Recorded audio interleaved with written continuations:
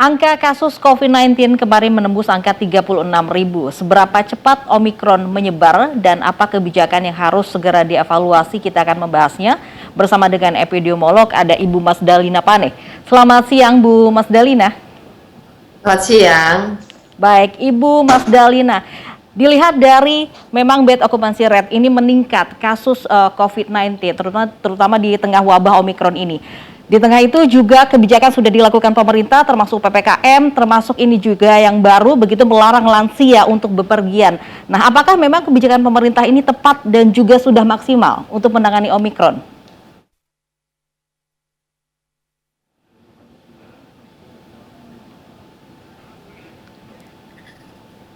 Ibu Mas Dalina? Menurut penilaian kami yang dilakukan itu tidak efektif. Ya, bisa terdengar suaranya? Baik, sudah jelas Ibu, silakan. Bu Mas Dalina?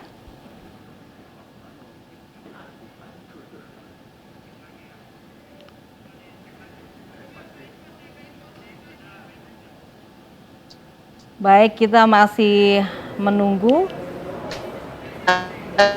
Baik.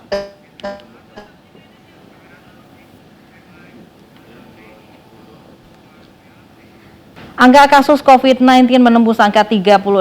Seberapa cepat Omikron menyebar dan apa kebijakan yang harus segera dievaluasi? Kita terhubung kembali bersama dengan epidemiolog Mas Dalina Pane. Selamat siang Bu Mas Dalina.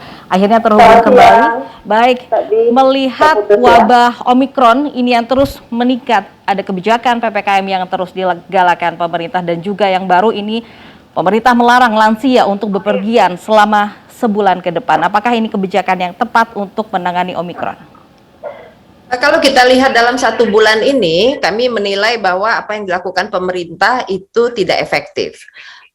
Apa indikator ini tidak efektif? Pertama, Omikron itu sebenarnya sudah diantisipasi sejak bulan Desember sebenarnya ya, tetapi sampai dengan saat ini di Februari minggu pertama, Omikron itu terus meluas. Jadi distribusi yang makin meluas ini menunjukkan bahwa intervensi kita tidak efektif atau containment, penahanan yang dilakukan itu tidak cukup efektif untuk tidak membuat Omikron itu meluas ke seluruh Indonesia. Kemudian yang kedua, kasus terus meningkat. Kita tidak bisa terus-menerus hanya menunggu sampai puncaknya terjadi. Kalau kita menunggu puncaknya saja, itu artinya penularan alamiah sudah terjadi tanpa ada intervensi apapun yang dilakukan oleh pemerintah. Artinya pemerintah tidak perlu melakukan apa-apa, memang seperti ini laju penularannya akan terjadi. Kalau dilihat dalam 2 minggu terakhir memang terjadi peningkatan yang sangat eksponensial overall untuk Indonesia, walaupun itu sebenarnya masih berpusat di 2 daerah saja yang memberikan kontribusi cukup besar, yaitu Jawa Barat dan Jakarta.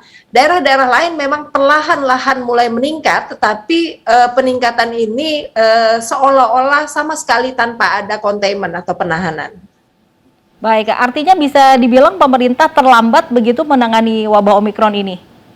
Sebenarnya tidak terlambat, tetapi memang penularan saat ini kalau kita lihat itu memang berjalan sistematis. Sebenarnya tidak tiba-tiba kasus itu kemudian akan meningkat tinggi. Dia dimulai dulu dari pintu masuk. Kalau pintu masuk kita kuat, maka komunitas akan selamat. Tetapi kemudian ketika komunitas transmisi di komunitas sudah semakin banyak, maka tentu semakin sulit untuk mengendalikannya. Apa intervensi standar yang harus dilakukan? Yang pertama tentu saja tracing. Tracing itu bukan cuma sekedar mencari kontak erat, tetapi terutama bagaimana isolasi dan karantina dilakukan untuk memutus rantai penularan. Teman-teman di DKI, di Jawa Barat, itu sudah beberapa kali termasuk di Jawa Tengah, itu meminta untuk segera disupport untuk program tracing.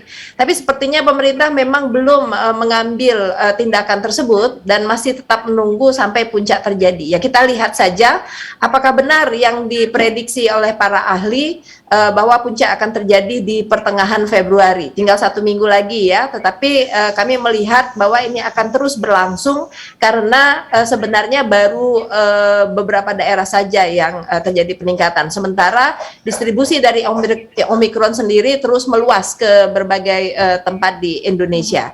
Kemungkinan pemerintah juga merasa lebih santai karena banyaknya para ahli yang menyatakan penurunan kasus kita yang kemarin itu diakibatkan oleh super immunity. Itu sangat membawa misleading, membawa kebijakan pemerintah itu menjadi misleading. Pertanyaan kita, para ahli yang kemarin mengatakan super immunity, mana super immunity itu hari ini? Kenapa kasus masih tetap meningkat tinggi? Artinya tidak ada itu super immunity. Bahkan yang herd immunity pun yang lebih dari 70% itu juga kita pertanyakan. Seperti DKI Jakarta, katanya cakupan vaksinasinya sudah 105%.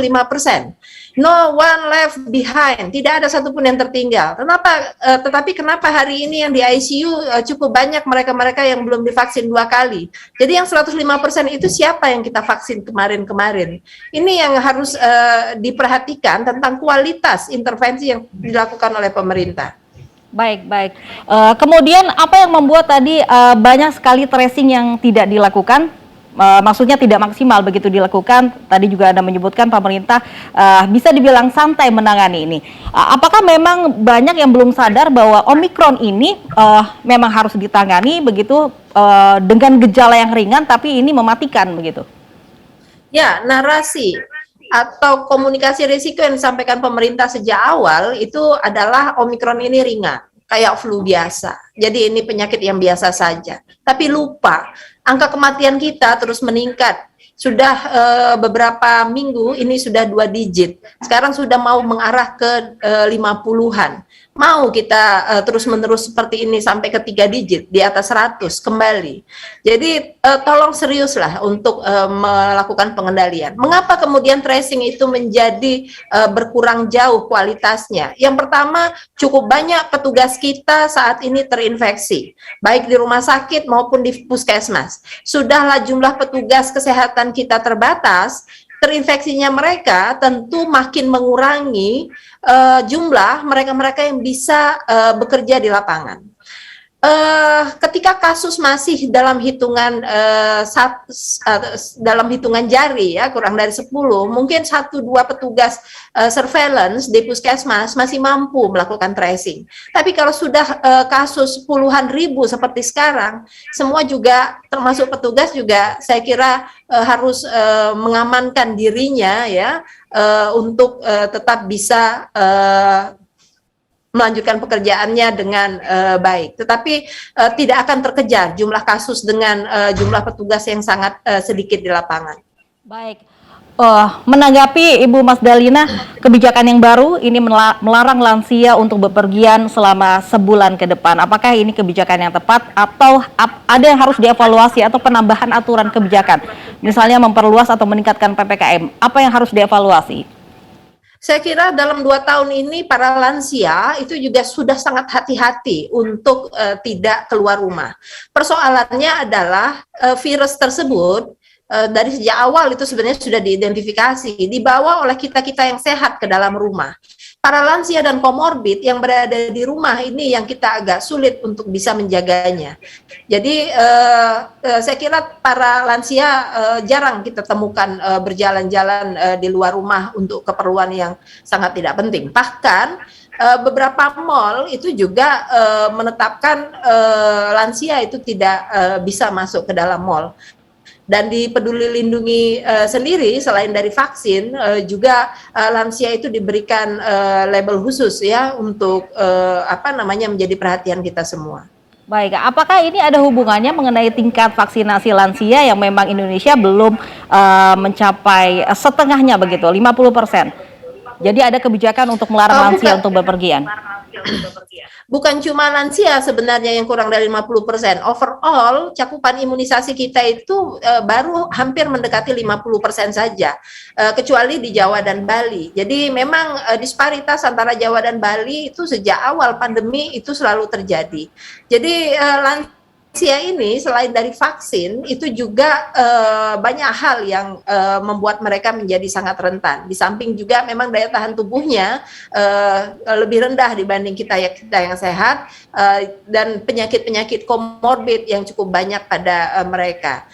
Cukup banyak juga mereka yang sudah divaksin lengkap bahkan booster juga meninggal karena Omikron. Jadi bukan sekedar vaksinnya saja yang menjadi hal penting. Vaksin jadi yang menjadi penting, tetapi bukan itu menjadi inti utama di dalam mengendalikan wabah. Tapi bagaimana containment itu dilakukan. Berkali-kali kita katakan tentang containment, yang inti utamanya adalah isolasi dan karantina. Isolasinya bagus, tetapi karantinanya ini yang menjadi persoalan. Baik, apakah memang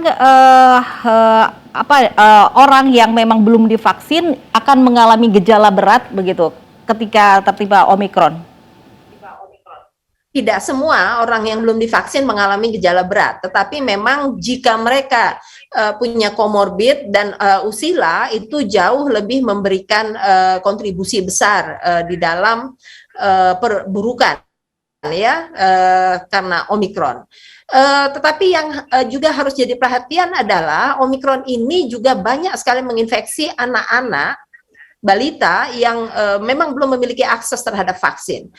Mungkin kematiannya rendah, tetapi dampak yang terjadi setelahnya atau long COVID itu juga masih terus dipelajari dan ternyata tidak ringan dampak dari Omikron setelah mereka menjalani isolasi dan karantina, terutama pada sistem pernafasan.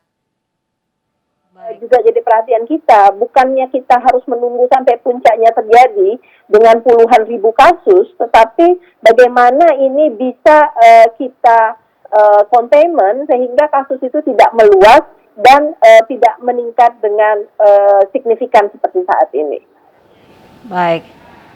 Baik, intinya semua harus waspada, jangan anggap remeh Omikron. Terima kasih epidemiolog Ibu Mas Dalina Pade sudah bergabung bersama kami di iNews Siang.